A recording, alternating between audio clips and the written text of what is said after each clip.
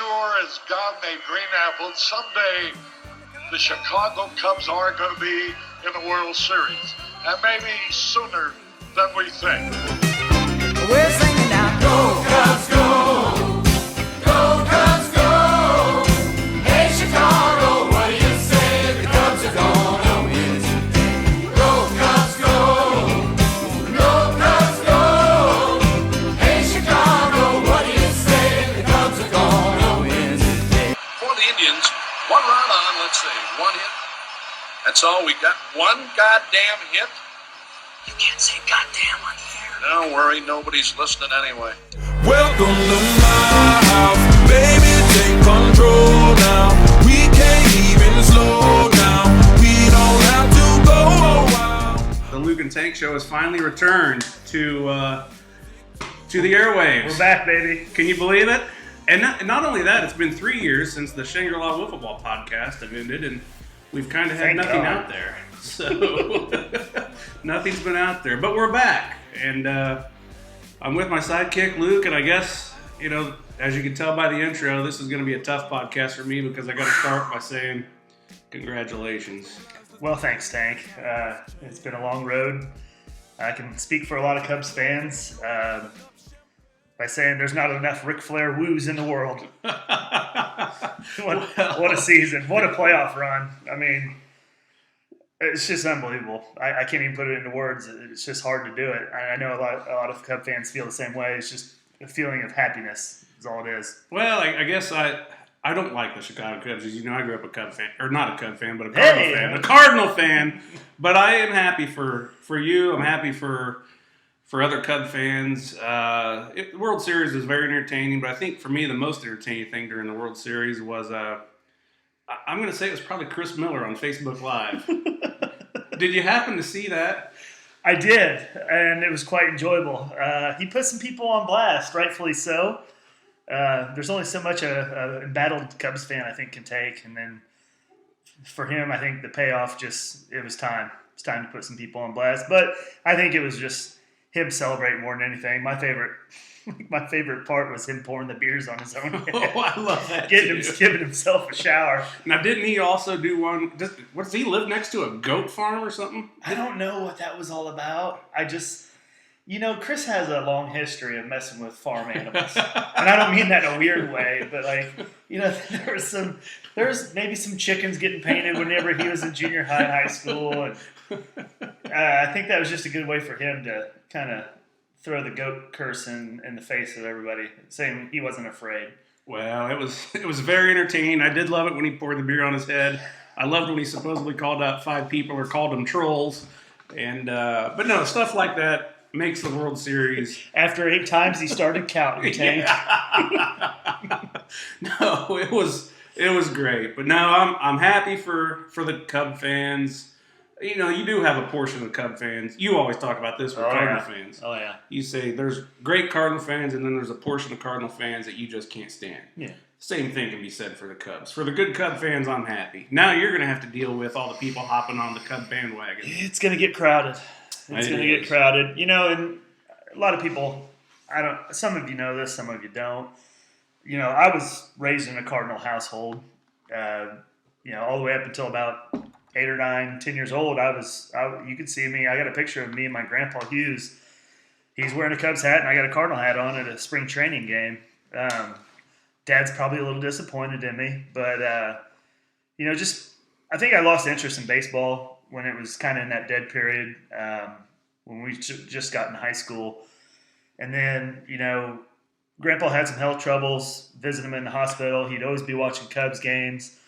And just kind of bonded doing that. And, made me, the Mark McGwire and Sammy Sosa home run chase happened right in that time. And I just kind of was like, I kind of enjoy watching the Cubs. It's kind of a different experience, and kind of hooked from then on. And, like I said, I think I posted about this, when he's the one who turned me, just by spending time with him and becoming a Cubs fan, not so much in his honor, but just kind of that bonding thing. I kind of connected and found that. And, 2003, he passed away. And he did say, they're going to make it at some point, and we'll watch it together. And darn it, he passed away that spring, and unfortunately, I thought that was going to happen that year, and I was going to have all these emotions that year. But Bartman had other ideas. That was the Bartman year. That was the Bartman year. Yeah. Okay. Yeah. And God bless you, Steve Bartman. hey, all is forgiven. all is forgiven now. I read some articles. I think he definitely still follows the team, but to his credit, they wanted him to come out and be a part of the parade, and he said he didn't want to take away from that. You can't blame That's him. pretty awesome. Who were the Cubs on that roster? Was Mark Pryor? Or That's Kerry the Wood? thing. They weren't very good. I mean, they had Kerry Wood, Mark Pryor, and then Zambrano. Yeah, Zambrano was just coming up, that head case. God, but he wasn't destroying Gatorade coolers at that moment yet. But Aramis was just getting really good. They made that trade for him with Pittsburgh. That was a fun year right up until them last 3 games. I mean, they had Pryor going Game 6, Wood going Game 7, and of course Game 6 was just that ruined him. Cousin Jeff says he was at that game. Was joking with him about us going to the NLCS and the World Series, and I was like, "Come on, man, let's go." And he goes, "Last time I was at a Cubs World Series or a Cubs playoff game, it was Game 6. That was the Bartman game." He goes, "I could have made a fortune selling Prozac after that game." He goes, "Everybody knew it was over." He goes, "I don't think I should go back." And so, to his credit, he stayed away. But they weren't very good. To sum it up, I mean, they had some good pitching, but I mean, Borowski was their closer. Oh yeah. They were just performing over their heads, and then of course, fate took over. Well, at what point this year did you know? What point this year, or was it actually a point last year when you felt, you know what, the streak of 107 or 108 years is going to come to an end soon? I don't think it was last. I think it was after they beat the Cardinals in the playoffs last year. I knew they were going to be good. The question was how good. They got off to a hot start. I think there was something. They 8-1, and then they were just like that, 25 games over 500, and it just kept snowballing from there. Arrieta had the no hitter. It looked like they were just going to dominate the whole year. They got Chaps late in the season, and that's when I was like, man, they are really going for it. Going by Theo's build-up plan, which credit to him, amazing job building that thing up from the ground floor and tearing it down, building it back up. They were still a year early this year, and I think that's what's scary for the rest of the MLB is you let a bunch of guys who are 21, 20 through 26 years old, you let them win a championship this year. Yeah. It's going to be like Empire Strikes Back for the next. I mean, I'm a diehard Cardinal fan for those of you that don't know, but I agree with that, and you have players on your team that I'm very envious of. But I mean, you take a look at Chris Bryant and his eyes. And Sparkle. To me, I mean, that guy is currently and going to be what Albert Pujols was in the early 2000s. It's good comp. He's the best player in baseball, and we had it at St. Louis. You're going to love it. You got Rizzo. He's kind of going to be I compare it to a Matt Holliday, but he's a lot younger. Mm-hmm. And you got Russell. You got a lot of young talent. You got free agent pitching you signed. I think you guys have developed Kyle Hendricks into a great pitcher, and your core is solid, and your core is there. And you combine that with the fact that Mike Matheny is the Cardinals manager, yes, I'm very worried. Scale of 1 to 10, how worried are you that the Cardinals are going to become the 2000 teens, whatever version of the Braves? I don't know. It's going to be hard to compete with the Cubs right now. First off, I made the comment about Mike Matheny. Ponder and I have talked about Mike Matheny. Yes, you have. It's when you have a manager like Mike Matheny, that is the equivalent of giving a 3-year-old the keys to a Lamborghini, and we got the wrong guy at the helm. But I like our GM. There's some free agents out there that I think we can go after this year, but also we got to look at our pitching, see what we got to do there, and we got a lot of our arrow. If you look at the Cubs arrow, obviously it's pointing up. You look at somebody like the Cincinnati Reds, their arrow is pointing down. You look at the Cardinal arrow, it's kind of going sideways. So it really hinges on the important decisions we got to make. And if we make the wrong ones, our arrow is pointing down. Yeah, I think I made the joke that, the day after the World Series, they announced that the Cardinals signed Matheny to a 3-year extension. I was like, wow, if this day couldn't have gotten any better. Yeah, no lie. We're just handing it to you for the next 3 years. You bring up something in what you were saying that I kind of wanted to touch on was just the way that the Cardinals have, built their sustained success and how it differs from the Cubs. That, the Cardinals, in my view, looking at it as a Cubs fan, you guys have built your organization on grooming young starting pitching, dominant starting pitching, just awesome starting pitcher after starting pitcher after starting pitcher, grooming a few, young, talented, position players like Pujols. You at least had, one elite guy, and then you'd fill in around it, or you'd obviously have the one random guy you bring up and he hits like 8 home runs in the playoffs. It's just the Cardinal way, I guess. And then you compare and contrast that to the way the Cubs did it, which is the exact opposite. Yes. They have elite. Just look at their infield: Bryant, Russell, Baez, Rizzo. Yeah. I mean, yeah.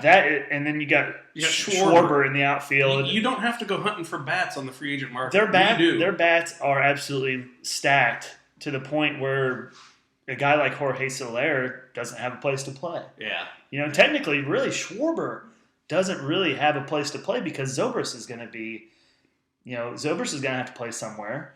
Hayward, I guess, we're kind of getting into next year, but depending on what they do with Fowler, Hayward might have to shift to center and to make room for Schwarber. But it was just funny to me to look at that and see how, the Cubs have built it through those young position players, and then now they're just buying pitching. Yes. So, and I think that's just the way they're going to do it until they, have to bring up a whole another crop of position players. Credit to Theo, the way he built it is just they have got some really smart people in their front office. Yeah, they do. And when you look back at the season, the Cubs, you won the NL Central by 17.5 games. You won 103 games total. You won the NL pennant. You clinched the first World Series since 1945, and all your guys are young. It's sickening. It is sickening. We can't make this into a Cubs suck-off fest. No, it's not. Because the Cardinals, of course, we have our banter back and forth, but I got nothing but respect for the Cardinals and the way they run their organization. They're not going anywhere. Well, I was scared. I'll be 100% honest with you. It ended up being even scarier because the Giants kicked them out of the playoffs, and that series was probably the toughest series, especially given that it was a 5-game series. That was probably the toughest series for the Cubs. The Giants are just terrific. But at the same time, I wanted no part of the Cardinals in the playoffs because anything can happen in the playoffs, and then you start getting our histories involved, and it just makes it that much more hype. And if we could have played you in a 5-game series as opposed to a 7-game series, the Cardinals might have had a shot. Mm-hmm. But when we'd have to win 4 games against your team, I don't think we could have done it this year. But it's tough for anybody. You look at the way the Cubs won those series. They just wore people out with their hitting and their starting pitching. They were deeper. The Giants probably matched up the best with them because they had Cueto and Mad Bum, and then Matt Moore pitched a great game. But the magic took over in that game 4 when the Cubs rallied in the top of the 9th because we got to face Cueto again. That's trouble. Yeah. This was his first year with the Giants, right? Yeah. Johnny? Yep. Okay. Yeah, he was with the Royals last year. But yeah, I thank God they rallied in that game 4 because they might not even have played, advanced after that game because that was going to be a tough out with Cueto going. Now, you are one of the rare Cub fans, one of the few that was actually in attendance when the Cubs clinched a trip to the World Series. Stupid. But then you also decided to get a ticket. You and Leslie and was it Sterling? Sterling Bowman. And you went to Cleveland for Game 7. So you were there when they clinched a trip to the World Series, and you were there when they won the World Series. Did you go to the parade too? No. Oh man, it would have been a trifecta. On that note, 508 South Harrison is going to be up for sale soon. Highest bidder. I got to tell you real quick, the NLCS Game 6 clincher, we were looking at going, I think Kershaw pitched Game 2 of that series, if I'm not mistaken, and I was begging Leslie to just go to that one, and she's like, no, let's just, we're going to go to one, but we're going to look and see, let's just go to one that matters. Well, they all matter, but, it's just, she convinced me to hold off, and then, when they won Game 5, I was sitting at work, and it was actually before Game 5, and I'm like, if we're going to buy tickets to the Game 6, I go, they're going to win tonight. Yeah. I just had a feeling those bats were going to heat up. They were going to win. I said, but we can't wait for them to win to buy these tickets because they're going to skyrocket. I said, if we're going to buy tickets, we need to buy them now. So we did, got a really good deal on them, and sure enough, they won Game 5, so we're in attendance for Game 6. And that was, we were on the Dodgers side, and just watching Kershaw warm up and just seeing the kind of animal that he is, and then seeing the Cubs jump on him early, and just the whole way that game went was just, I never thought that experience would be topped. Yeah. I told you after that, I'm like, Yeah. that's it. Yeah. I'm never going to be able to top watching the Cubs clinch going to the World Series. Then, my dumb ass, it was almost an instant replay of what happened with NLCS when they're in the World Series because, we're watching. I'm like, they're going to jump on Bauer. Yep. They're gonna beat the crap out of Tomlin this time. Yeah. They've seen their pitchers too much. And I'm like, I know. Let's buy 4 tickets. We'll sell 2. And take the kids. No. We'll sell 2, make money hand over fist on this 2, and it'll knock our other 2 down, so it'll be even cheaper. That took some convincing, but she said, yeah.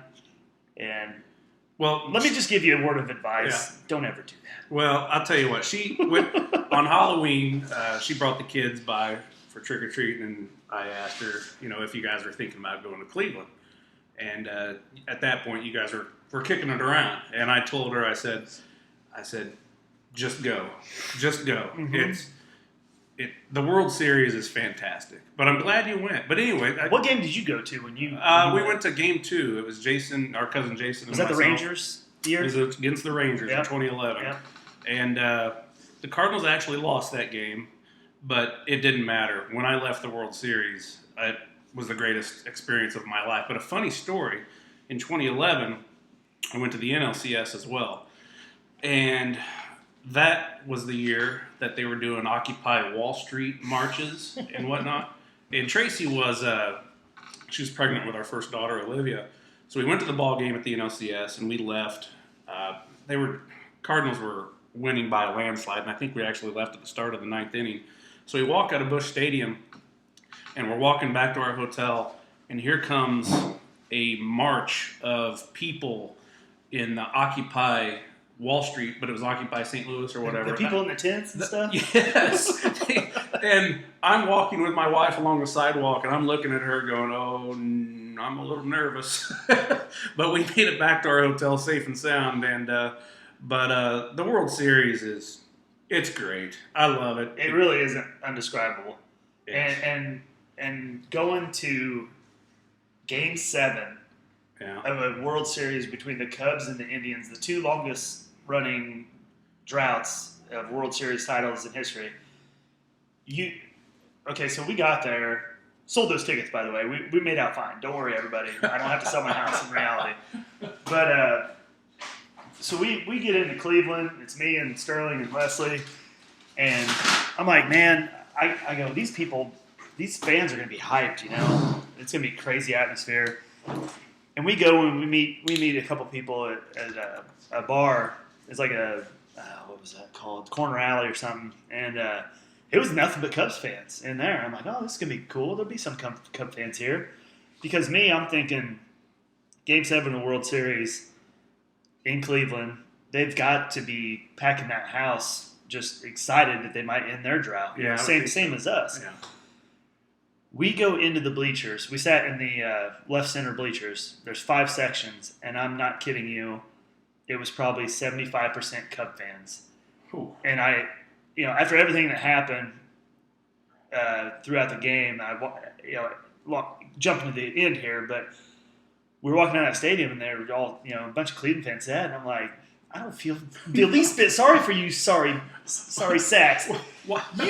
You sold all your tickets to Cub fans and basically made it. I bet the whole stadium was probably 65, maybe 60-40 Indians. Yep. But we own that stadium. Well, that's what if you're in the World Series and you're having a Game 7 at your home field, if this was in Wrigley Field, the Cub fans would not allow the Cleveland Indians to come into Wrigley Field. Why did the Cleveland Indians allow Cub fans to basically make it almost a neutral field? I can only imagine because Cleveland fans need money. Well, I guess they do, but tough times in Northern Ohio. My advice to you Cleveland Indian fans, my goodness, the World Series is an experience and it's awesome, and to me, if you're not going to go to Game 7 at your home field and you have an opportunity to, and you sell your ticket, then you don't deserve a franchise in Cleveland. As a matter of fact, man, I'm going to make a statement. One, because they let the Cubs win the World Series, and I have to listen to it from all my friends that are Cubs fans, which is really fine. Let them win the World Series. Yeah, well, okay. The umps let them have a rain delay. Anyways, we'll take it. The point is, Cleveland, you don't deserve a Major League Baseball franchise. And what I would say is let's move that franchise to a new city. How about Indianapolis? That way we can have baseball an hour and a half away from us. We don't have to be fans, but it's just another avenue to go see a ball game. Then you'd have the triangle. That's right. St. Louis, Chicago, which I won't go to, and then Indianapolis. So your fear of we don't need to get into that on your this. blatant distaste for all things Chicago just baffles me. But it's a beautiful city. Anyways, the Cleveland, you don't deserve a franchise. But anyways, talk about the game. All right, let's skip ahead because you're up early. Cleveland comes back. You start. I'm laying in bed watching this, and my phone's starting to vibrate. You're texting me, going, I'm out of control. It was the highest of highs. It's so fun. I videoed the first 2 pitches. For some stupid reason, I put my phone back in my pocket. Next pitch, Fowler hits his home run. And I'm telling you, that stadium went berserk. And we were off and running then. And, just to run it down, Fowler's home run really started things off awesome. But then as the game wore on, Madden, I love him as a manager. I think he's an awesome manager of people, first and foremost. Keeps everybody on a level-headed plane. I just don't think he took his vice of don't ever let the pressure exceed the pleasure because, man, did he try to fast forward that game. Yeah. Hendricks got squeezed by an ump. I mean, everybody watched the game. They know. I mean, he had Santana dead, and then Madden took him out that next inning, and I was like, or that next batter, and I'm like, oh boy, here we go. Wild pitches, crazy crap starts to happen, and then we get to the 8th, and when that ball hit off that camera and went out off Rajai Davis, no, it was not awesome. I sat down and I just had my head in my hands and I couldn't move. And everything, all the stuff you see on TV, all the black cat running around, the goat, Bartman, all that stuff for just a little bit creeped into my head. And Sterling and Leslie, to their credit, they were like, no, don't do that. Don't. You have been preaching that this team all year, you said nothing but this team is different and they never quit. Get your butt up. Let's root this team on. We're not done yet. And I was like, all right. So we get to the 9th. I thought for sure Chapman. The ball that Kipnis hit from our vantage point, he smoked that ball. Yeah. And it did not. I know on TV it looked like it went probably 50, 60 feet foul. Yeah. It didn't look foul from where I was standing. So that was freaky, but somehow Chaps got through it, and we go to the 9th, and Schwarber, I mean, what can you say about that guy? He's a hell of a ball player. He's not human. No, he's not. To be able to come in and do that, what he did in the World Series, just unbelievable. I've never seen that before. We tried it with, I think it was last year with Wainwright, where he tore his ACL in April, and we brought him back, and he did okay. It was just not the same. But Schwarber played his butt off. I thought he did great. So yeah, even stole a base. I mean, wow. And then you have the rain delay. The rain delay saved me from myself, and I was able to go get a beer. And then it was only like a 15-minute rain delay. And of course, Jason Hayward probably earned $180 million of his $185 because he sure didn't earn it hitting the baseball. But credit to him, he kept his head in the game and got everybody back where they needed to be. And then, the we never quit chants that you hear from that team in the locker room, and they really don't. Nothing phases this team.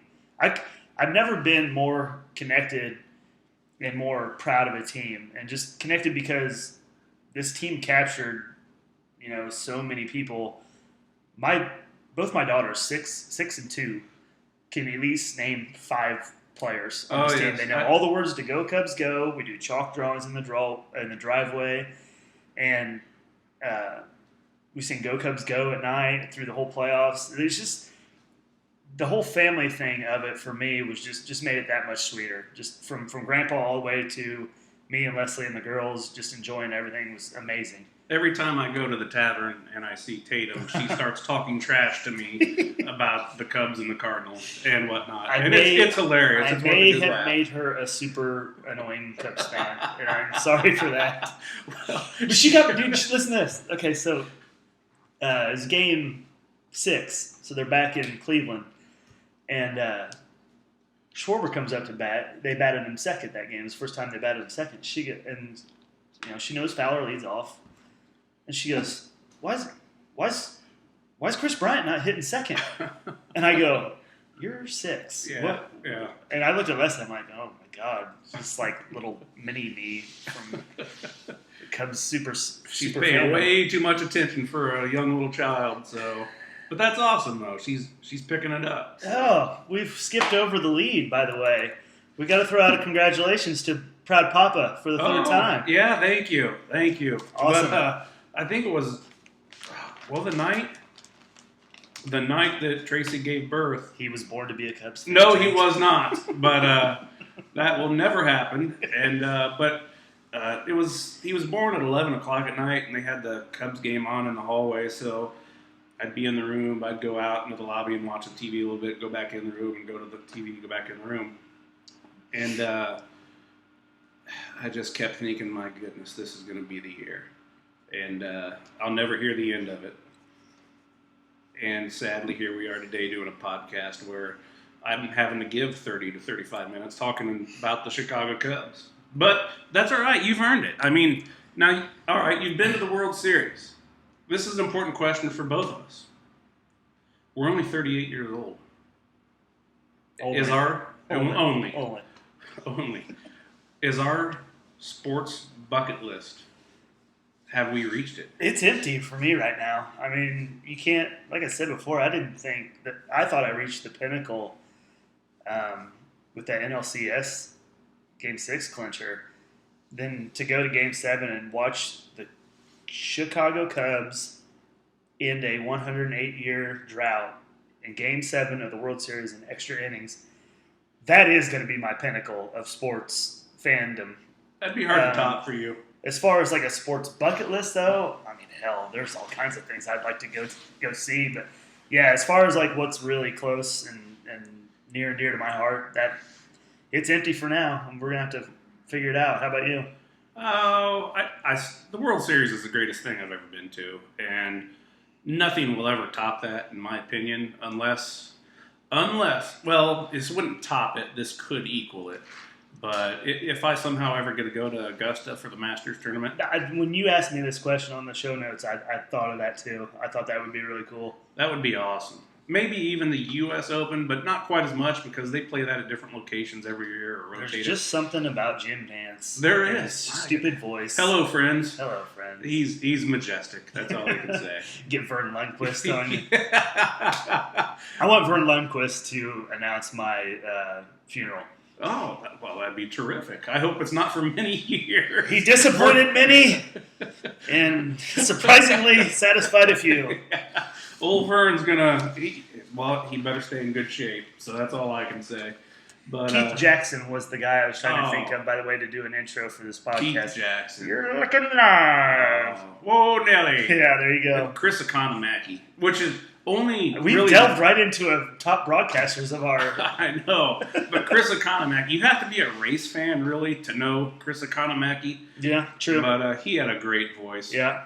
Mike Shannon. Everybody knows that I'm a Cardinal fan, so they know I love Mike Shannon. Drunk Mike Shannon or just Mike It doesn't Shannon? matter. But Is there a difference? When drunk Mike Shannon is on the broadcast, and let's say it's a Tuesday or a Wednesday or whatever day it is, and you're out there working, and you got Mike Shannon Oh, on, and he's yeah. hitting the bush lights. Life is It's good. terrific. It's great. I Yeah. love it. I listened to all the Cards series in the playoffs last year is all on Cardinal radio. Yeah. A little bit of Pat Hughes. He's pretty good too, but there is something about Yeah. Mike Shannon. I think it's something hardwired in my brain. But you mentioned Vince. Laying in bed, Yeah. listening to games with Dad when I was a real little kid. You mentioned Vince Scully. We had this conversation a long time ago. You like his voice, don't you? And he's gone now. He's always just the ultimate storyteller. Craziest things could be happening in the game. He'll be telling a story about some guy bagging groceries 20 years ago, and he'll tie it all in. It's just. Do the Cubs have a voice ever since Harry Carey's left? A consistent voice that you Well, can... Pat Hughes has been their radio guy for a long time. He was with Ron Santo. And Pat's always been pretty good, but now nothing like Harry Carey. Yeah. Anyways, congratulations, my friend. You had a great 2016 season, and we're actually going to bring this podcast, slow it down, and bring it to a close. And for me, it's been 31 minutes and 10 seconds of praising the Cubs and congratulations, and I'm glad I can finally bring that to an end. Tate's But- going to go throw up now, people. Yes, I am. We you know what? We were hoping to do a quick election night recap, but I don't think we're going to. Better not stoke those fires. No. But we hope to come back with the Luke and Tank Show in the future. And, I mentioned this is a sister podcast to kind of what we did with Shangri-La Wiffle Ball. And that one was hosted by the Hickson brothers and primarily focused on wiffle ball. We're going to venture into other topics, Luke. We covered that here today with the Major League Baseball season. I want to come back next time if we have listeners. I don't know. All three of you. Yes, all three of you. Thanks for listening. Yes, thank you. But maybe look at an entertainment or a Hollywood one where we talk about our shows. If you like HBO, you're going to like this podcast because Yes. Westworld might be the best thing Oh, since Game of Thrones. it's quick little preview of our next show. Name your top 3 shows on TV right now. Right now, God, I would have said Walking Dead, but this season's just been an absolute abortion. They've blown it. Yeah. It's got to be Game of Thrones, Westworld's gone right up there, and Better Call Saul. Yeah, that's a solid 3. I'm going to go Game of Thrones, Westworld, and Silicon Valley, which is a comedy on HBO. Very hilarious. But I'm top 3 is HBO. Middle out. That's right, middle out. Anyways, congratulations, Cub fans. Thanks for listening. Woo! And we'll see you next time. Thanks. Thanks for listening. Bye.